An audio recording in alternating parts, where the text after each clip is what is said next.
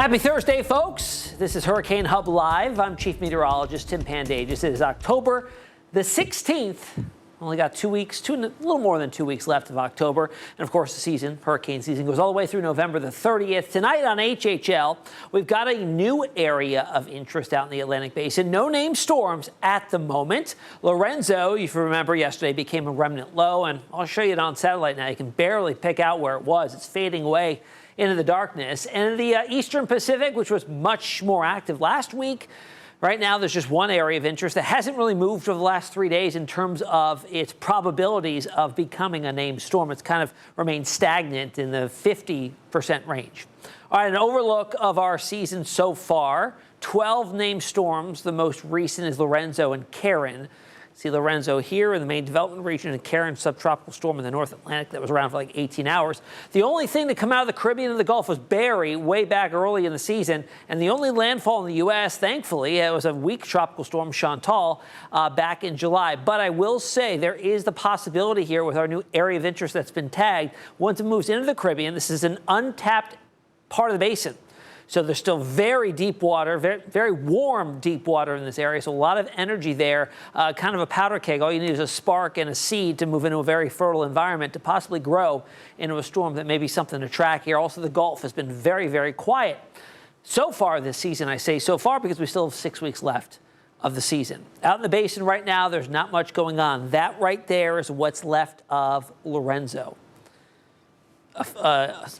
Just a shadow of what it was, pretty much. Now, down here in the main development region, which is unusual to still see activity here, usually it shuts down by the middle to end of September, still seeing activity out of it. That's our next tropical wave that we'll be watching. Right now, it's very broad, very disorganized. It's going to take some time to get its act together as it builds to the west, and that likely won't happen until it crosses out of the Atlantic Basin and into the Caribbean. Well, we've got one area here that is now tagged, and in fact, there's a brand new area here that's off in the North Atlantic, also a 0% chance. Now, if either of these do develop, they both have low chances of developing. The next name on the list is Melissa, which would be our 13th named storm of the season. But again, this has got a long ways to go before it even enters an area that would be at least marginally conducive for it to get its act together, consolidate, and strengthen and intensify. But some models are hinting at that being the case as we get out 9-10 days from now, so a long ways out. Here's how it looks on infrared satellite imagery. Again, very broad, very disorganized, and it's going to continue moving its way on off towards the west at a pretty good clip. Now, I'm going to take out our long-range models here. We did this the last couple of days. Just take it out in the next 10 days, not stopping it, because it's going to take some time before it can actually get its act together, and it's really towards the end of this frame we start to see both models indicating some consolidation here and some organization and strengthening. Two vastly different tracks, though, and that's to be expected this far out. Things will change. They're eventually going to come into more agreement as we get closer, but right now, vast differences, and they have vast divergence at the end of the forecast term. So the GFS does indicate some development here as it gets towards the Leeward Islands and then takes a turn due north, very similar to what we've seen with pretty much every storm so far this season. That would take a similar track. That would be Melissa. The European says, I think this is more of a low-latitude rider moving through the Caribbean, taking advantage of the untapped resources there. And you have a bona fide hurricane at this point, but it moves more towards Central America and the Yucatan Peninsula of Mexico. Again, 10 days out from now, so the weekend ahead of Halloween.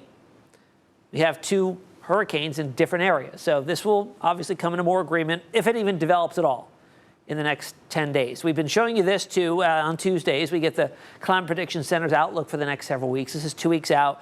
Does highlight the Caribbean for a moderate chance of being hospitable for a tropical system to develop and intensify there. And then out in the Eastern Pacific, still this one lone area, tropical wave here that just doesn't seem to be producing much in the way of intensification to show probabilities increasing. It's still sitting at a 50% chance of that becoming a named storm. So our scorecard remains unchanged here. We've got 12 named storms so far in the Atlantic Basin, 4 hurricanes, 3 majors. And then in the East Pac, 17 named storms. It has been super active out there so far. 9 hurricanes, and 3 of those have become major hurricanes. All right, it's a short but sweet video tonight, folks. Not much going on in either basin, which I guess is some good news. That may change those as we get into next week with that area of interest. We'll see what that happens to do in that amount of time. But remember, we are here 7 nights a week on Hurricane Hub Live at 8 p.m. for the latest on the tropics. We'll see you back here tomorrow night.